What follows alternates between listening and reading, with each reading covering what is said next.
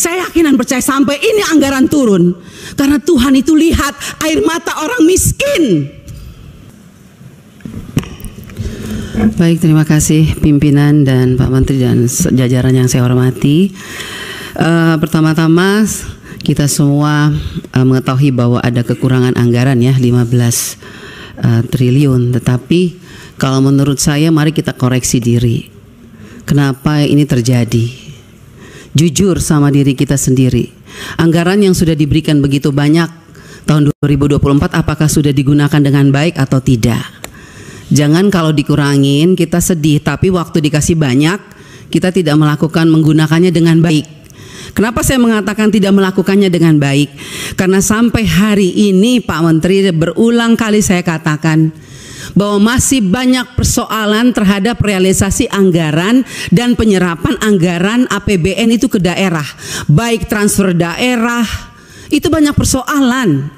Mau masalah guru, sampai sekarang guru P3K yang sudah lolos P3K sampai sekarang belum dikasih SK.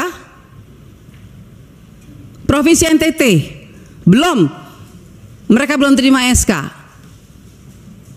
Kedua, guru-guru daerah terpencil masih banyak yang belum terima juga tunjangannya. Ketiga, banyak bangunan-bangunan sekolah yang masih terbengkalai padahal dari 2021 anggarannya. Saya kasih contoh, di Kabupaten Kupang ada 17 sekolah bangunan yang dari 2001 sampai sekarang tidak terselesaikan. Mau lagi, kita lihat lagi dana-dana PIP.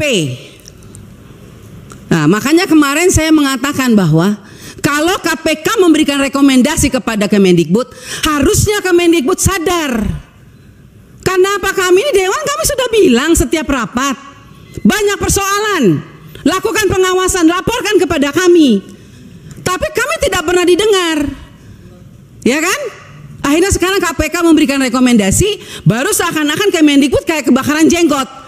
Bahkan kami anggota pemangku kepentingan mau diatur sama Kemendikbud untuk melakukan verifikasi oleh dinas. Loh, Anda sebagai kementerian mau nggak dilakukan verifikasi sama dinas?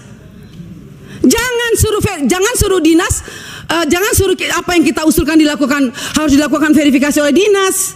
Kita ini lembaga tinggi negara, wakil rakyat.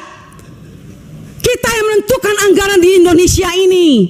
Bagaimana kepala dinas bisa memverifikasi data yang kita berikan? Anda sebagai kepala kementerian mau nggak diverifikasi sama dinas? Bapak Ibu ini kan orang-orang pintar setahunya saya di Kemendikbud.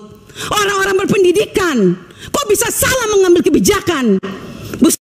Anda mengeluarkan Perseksjen yang dimana poin nomor 3 dikatakan bahwa data yang direkomendasikan sebagaimana dimaksud pada huruf B diverifikasi oleh Dinas Pendidikan. Loh, kita ini pemangku kepentingan usulkan itu dari Dapodik sekolah.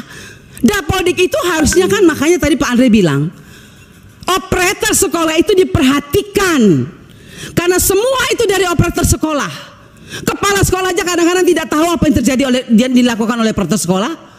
Dinas Pendidikan juga nggak tahu. Nah, kementerian juga. Jadi kalau mau lakukan verifikasi, harusnya kementerian melakukan verifikasi terhadap dinas, dinas lakukan verifikasi terhadap kepala sekolah, hasil verifikasi itu baru diberikan kepada kami. Itu jangan dibolak-balik. Bahkan saya minta Bapak Ibu pimpinan, kita ambilkan rekomendasi kepada KPK, periksa apa yang ada di Kemendikbud. Karena ini banyak persoalan, PIP, KIP, dana BOS. Banyak hancur ini. Tolong Ibu, saya minta Pak Pimpinan, kita berikan rekomendasi kepada KPK, periksa dari 2021, 2022, 2023. Nggak usah tambah anggaran kalau memang banyak korupsi, uang negara habis, bukan untuk rakyat. Saya marah Pak Menteri untuk sekian kalinya. Karena memang ini kenyataannya di lapangan. Jangan dong kita dibikin seperti anak kecil. Kok apa yang diusulkan kita mesti diverifikasi oleh Dinas Pendidikan? Anda mau nggak sebagai menteri diverifikasi oleh Dikbud, oleh dinas? Jangan aneh-aneh lah. Kalian tuh dipilih oleh presiden, harusnya berikanlah yang terbaik untuk rakyat. Semoga pembicaraan saya ini dilihat oleh presiden yang baru. Semoga presiden yang baru memperhatikan kinerja kementerian sekarang ini, memperhatikan eselon-eselon 1 yang sudah ada ini, tidak memberikan solusi kepada negara, hanya membuat persoalan di daerah. Yang tertinggal tetap tertinggal, yang guru menangis tetap menangis. Bicara plafon digital, mana keadilan untuk daerah 3T? Enak daerah-daerah yang sudah ada internetnya diberikan terus, tapi kita yang daerah 3T yang tidak ada internetnya dibiarkan begitu saja. Mana keadilan sosial bagi seluruh rakyat Indonesia, Pak Menteri?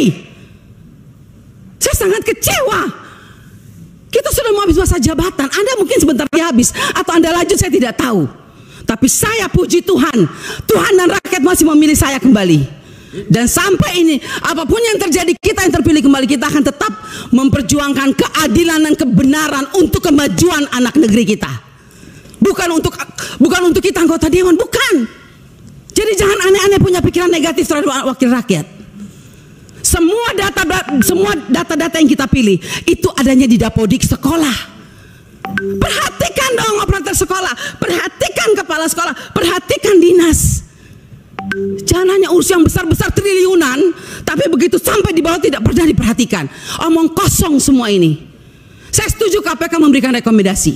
Bila perlu kita berikan rekomendasi kepada KPK, periksa Kemendikbud. Biar kita lihat siapa yang bobrok, siapa yang mencintai negeri ini sebetulnya. Wakil rakyatkah atau mereka? Jangan begitu dong. Bikin Persesjen memalukan, Bu Sekjen. Ya iyalah, Anda jangan senyum. Anda membuat Persesjen, tidak pikir masa kita diverifikasi oleh dinas? Mending kalau kepala dinasnya bersih. Kalau kepala dinasnya justru yang mencuri uang PIP, bagaimana Ibu? Saya mau tanya sekarang, jawab. Apa Anda pikir semua kepala dinas bersih? Oh tidak. Mari kita buktikan. Mau kita turun, kita buktikan, kita tanya, jangan sama kepala dinas, tanya sama penerima PIP. Itu baru bisa dapat jawabannya. Kalau Anda hanya turun hanya di dinas, semua jawabannya bagus. Tapi coba turun ke rakyat, turun ke penerima orang tua. Kalau nggak lihat itu orang tua punya air mata. Omong kosong, nama ada, SK ada, uang nol sampai hari ini. Baik. Jadi kalau kita mau bicara soal anggaran, Pak, jangan ditambah. Tuhan juga tidak ingin semua uang negara ini hilang. Saya yakin dan percaya sampai ini anggaran turun, karena Tuhan itu lihat air mata orang miskin. Jadi kalau anggaran turun jangan marah. Mungkin inilah kehendak Tuhan supaya kita koreksi diri, stop dan bertobat. Kalau mau lihat bangsa ini baik dan lebih maju. Terima kasih pimpinan. Baik, terima kasih.